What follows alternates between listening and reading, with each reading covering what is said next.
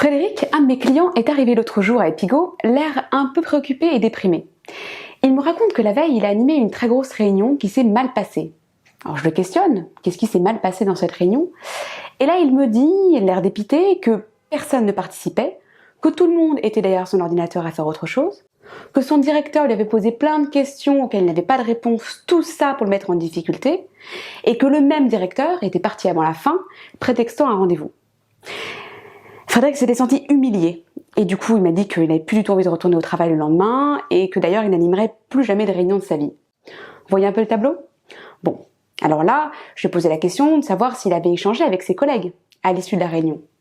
Il me répond que non. Je lui demande s'il a eu un retour de son directeur, non plus. Alors je lui fais prendre conscience que tout ce qu'il m'a raconté était le fruit de ses propres perceptions de la réalité. On a repris ensemble tous les éléments. D'abord, ses perceptions. Personne ne participait. Tout le monde était derrière son ordinateur.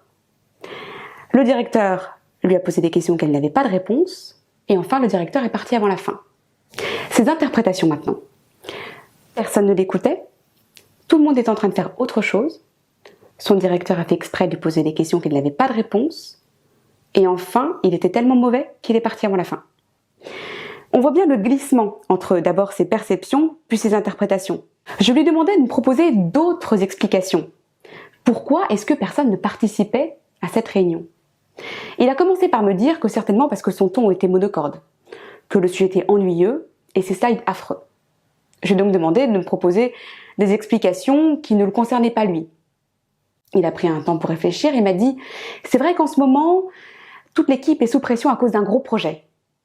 Et puis aussi, l'ordre du jour n'avait pas été envoyé pour cette réunion parce que l'assistante était malade. Du coup, il y avait plein de gens qui n'étaient pas concernés par cette réunion. » Et là, il me dit aussi, il y avait quand même Ludovic et Sophie qui ont posé des questions, auxquelles en plus il avait des réponses. Et nous y voilà. Non seulement il a réalisé qu'il y avait d'autres interprétations possibles, mais qu'en plus, ses propres perceptions étaient elles aussi biaisées. La preuve, il a eu des questions et ne s'en souvenait même plus. Il était coincé dans une boucle où il ne percevait que ce qui allait dans le sens de sa première interprétation.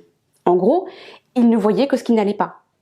Et il avait totalement zappé les éléments qui montraient le contraire.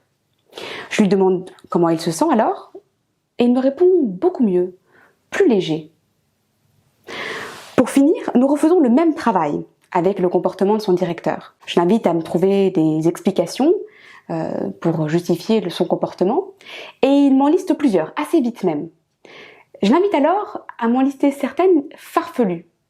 Et il me dit que son directeur, en fait, c'était Superman, et qu'il avait entendu l'appel d'une jeune fille en détresse. À ce moment-là, il rit en visualisant son directeur dans un costume moulant de Superman, et je sens qu'il retrouve de l'entrain. Il se dit même prêt à, dès le lendemain, demander du feedback à ses collègues et à son directeur. Frédéric est libéré, délivré de sa boucle perception-interprétation. Alors quand on tombe dans cette boucle, ce qui nous arrive tous les jours, il suffit de prendre conscience que nos jugements sur notre réalité sont le fruit de nos interprétations. Pour nous y aider, prenons l'habitude de nous poser la question: quelles autres hypothèses je pourrais formuler pour expliquer ces réactions? Et il faut en lister beaucoup. L'idée, c'est pas de trouver la vérité, mais simplement de resituer notre première interprétation dans le paysage de dizaines d'autres. Ça ouvre de nouvelles perspectives sur ce qui nous arrive et ça évite de prendre les choses trop personnellement.